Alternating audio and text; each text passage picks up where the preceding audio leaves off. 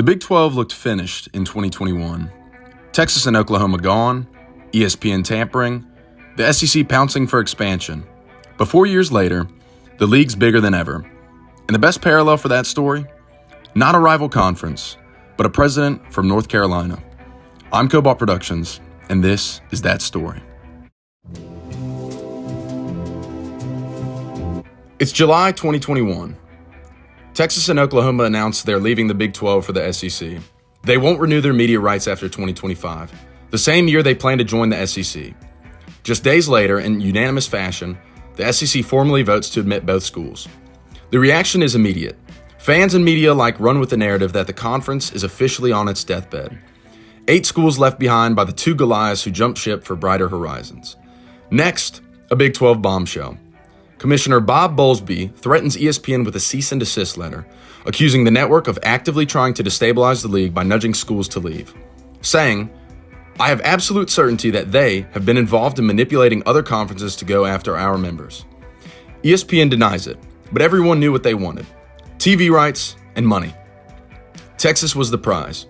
ESPN and the SEC knew this, and they were willing to let the Big 12 burn to get it.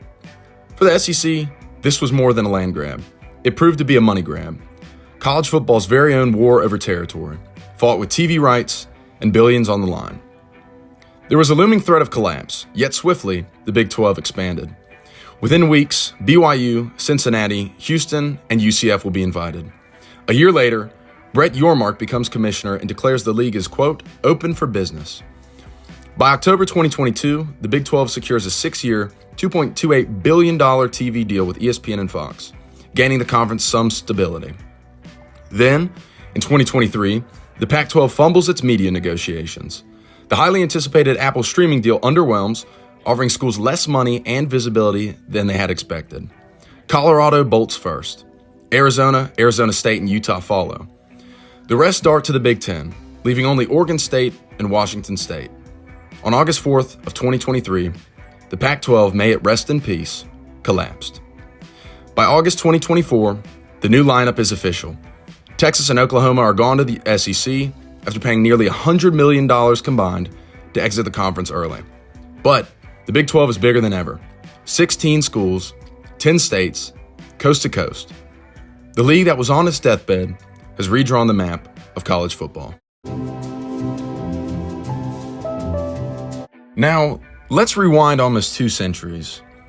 In 1795, James K. Polk was born in a log cabin near Pineville, North Carolina, making him the first official North Carolina president.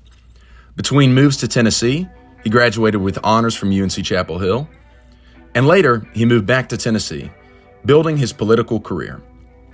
He was a protege of President Andrew Jackson, a fiery debater, nicknamed Young Hickory. He served 7 terms in Congress, becoming Speaker of the House in 1835. After 4 years as Speaker, in 1839, he became Tennessee's governor. After losing re-election, his political career seemed over. Then came 1844. The Democratic Party was split over annexing Texas. It was controversial, risky, and could mean further conflict with Mexico. The frontrunners fell apart, and Polk, a dark horse candidate, emerged as the compromise. At 49, he shocked the nation by winning the presidency, the youngest to ever be elected at the time. And just like the Big 12 story, it all started with Texas. Polk made annexation his first priority. In 1845, Congress passed a joint resolution annexing Texas into the Union. That decision lit the fuse for war with Mexico, but it also marked the beginning of the expansionist presidency.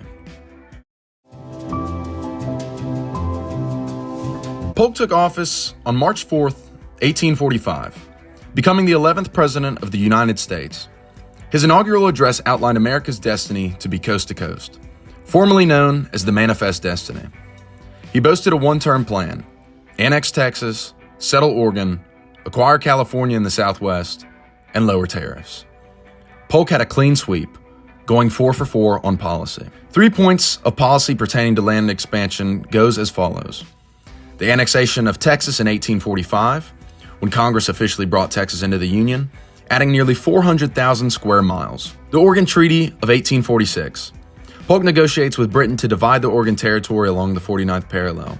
As many may know, This was deemed with a slogan called 5440 or Fight, resulting in nearly 300,000 square miles secured, which gave us the modern-day Washington, Oregon, Idaho, parts of Montana, and Wyoming.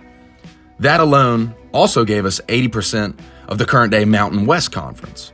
Finally, in 1848, the Treaty of Guadalupe Hidalgo.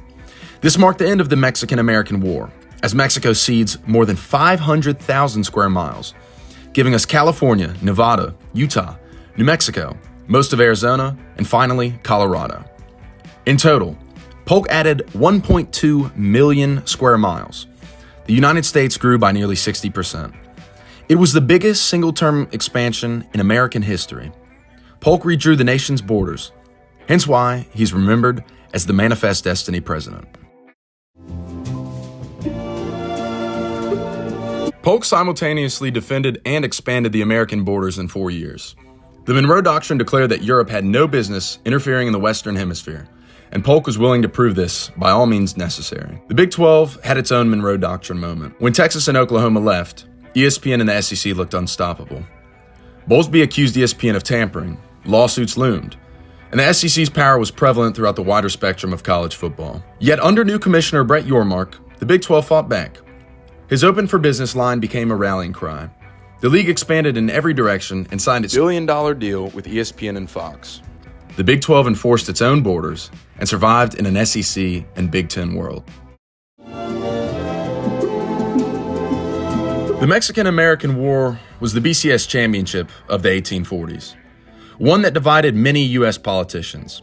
But the Treaty of Guadalupe Hidalgo gave the United States more than 500,000 square miles. Polk's gamble reshaped the map of America forever. The Pac-12 collapse was the Big 12's Mexican Cession. The Apple streaming deal fell flat, schools panicked, and in chaos, the Big 12 swooped in. 4 schools, 3 new states. It was incredibly controversial. But similarly to Polk's America, the Big 12 came out stronger. Now, excluding obvious eastern states, sorry to Cincinnati, West Virginia, and UCF, fans in these states can trace their place back to Polk's vision of expansion. It's 2025, we have 16 schools, 10 states, a conference that is coast to coast. Now we look at the modern-day Big 12. Last year we witnessed Kenny Dillingham's Arizona State go toe-to-toe with Texas in the college football playoff, a modern-day depiction of the Big 12 versus SEC. Everything that Polk stood for, conquering Texas, came vicariously through Cam Scattaboo and the Sun Devils' offense, torching that Texas defense. Despite a brutal attempt at victory, Texas and the SEC came out on top. The only time that James K. Polk's legacy succumbed to Texas. Ahead of the early 2025 season as of writing, the Big 12 is poised to deliver us action throughout the entirety of this fall.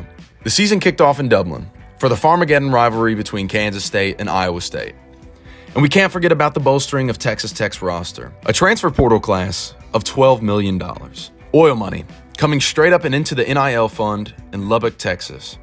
The Kansas Jayhawks, they can finally play in their new stadium. The Utes from Utah look like competing for the title, along with their newfound rivalry in the Big 12, the Holy War with BYU.